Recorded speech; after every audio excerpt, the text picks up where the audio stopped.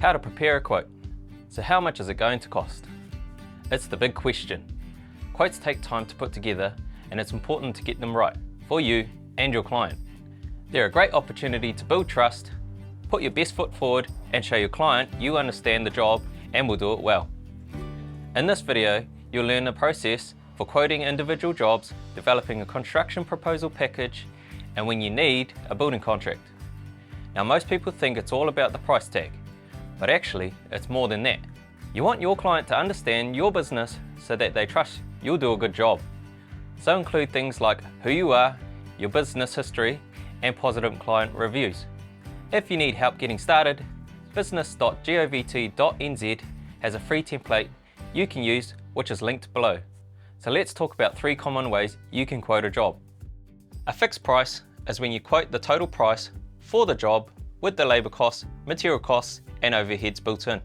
A fixed price plus quote means you still quote the total cost for the job, but it also builds in room for changes.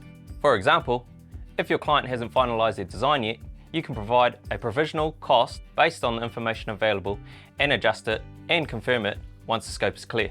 Lastly, a cost reimbursement or a labour only quote provides an estimate rather than a fixed quote, and you charge for actual costs of your work and materials rather than a fixed price.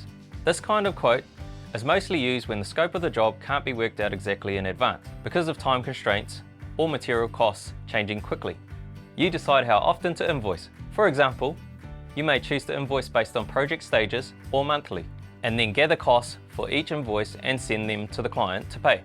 Whatever approach you choose, make sure your quote includes time, how long the project will take, labour, what you would charge for your work, materials, the cost of all the supplies you will use, including fixtures and fittings, subcontracted costs, extras like consents or permit fees and admin costs, GST, and terms and conditions, especially payment terms such as when you will invoice.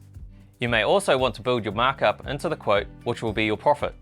If you don't know how to calculate your markup or labour costs, watch the How to Price a Job video.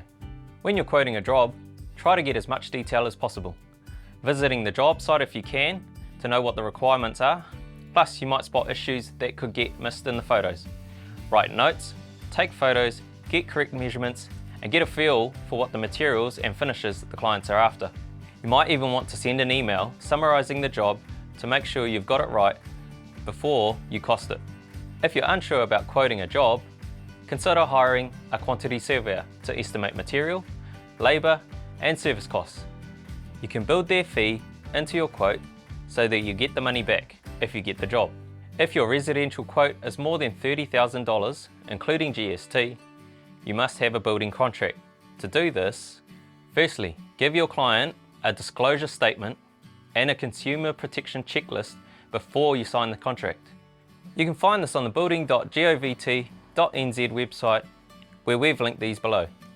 Second, you need to have a building contract, agreed and signed with the client. This helps protect both you and your client and keeps everyone on the same page about who's doing what, at what costs, and what will happen if the job changes or things go wrong. Standards New Zealand have some building contract templates on their website that you can use to cover everything properly, but in an easy to understand language. There are different templates for different projects, so choose one that's best for you. To make it easy to find, we've linked them below. A couple of things to watch out for. Knowingly leaving information out on a disclosure statement or putting false information in can result in a fine of up to $50,000 if you're a sole trader, or $150,000 for a company. And the consumer protection checklist must be sent to the client as is. You can't add your logo to it or change it in any way. If your job is less than $30,000 including GST, you don't legally have to have a building contract, but it's still a good idea to have one to make sure everything is clear. If you do decide to have a contract for a job that's less than $30,000 including GST, then you must provide a disclosure statement and a consumer protection checklist if your client asks for them. Remember, the same rules apply as before. You can't make any changes to them. So there you go. Remember, quoting is not just about numbers. It's about giving your client confidence that you've thought everything through and you're the one for the job.